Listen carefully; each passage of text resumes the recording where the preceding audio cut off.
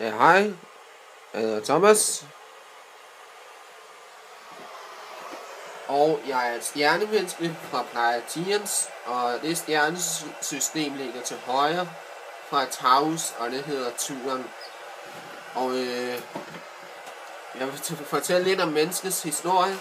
For 40 millioner år siden ude i universet var der nogle mennesker, der hed Lyrenerne, og for 40 millioner år siden så de en kæmpe stor UFO komme hen over deres planet, og de hed Draconians, og de misforstod menneskene, og de dræbte over 50 millioner mennesker, og nu gemmer de sig fra Lyrenerne, fordi de har lavet sin alliance med forskellige rumvæsener og andre mennesker ude i universet, der hedder Galactic Federation, og de har medlemmer på over 200.000 stjernenationer, så Draconians og Reptilesne, de ville få nogle problemer, hvis de skulle slå nogle nye mennesker ihjel. Så ville der blive en kæmpe krig, og der har været krige før i Orion-systemet på 600.000 år. Til sidst så blev de så trætte af at kæmpe mod hinanden, at freden bare kom dalende af sig selv. Så nu lever de om side, mennesker og reptiles i Orion-systemet.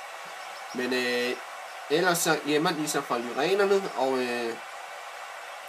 det var ikke Gud, der skabte menneskene, men Guds navn Yahweh, det er Yahweh, og hans symbol er en drage, og derfor er han en Draconian og stammer fra Draco, stjernesystemet, sammen med de andre Draconians, og Draconians de har lavet Reptiles, og Reptiles de har lavet Shapeshifter, som er enten i kongefamilien, eller rige mennesker, eller journalister, eller andre store stjerner.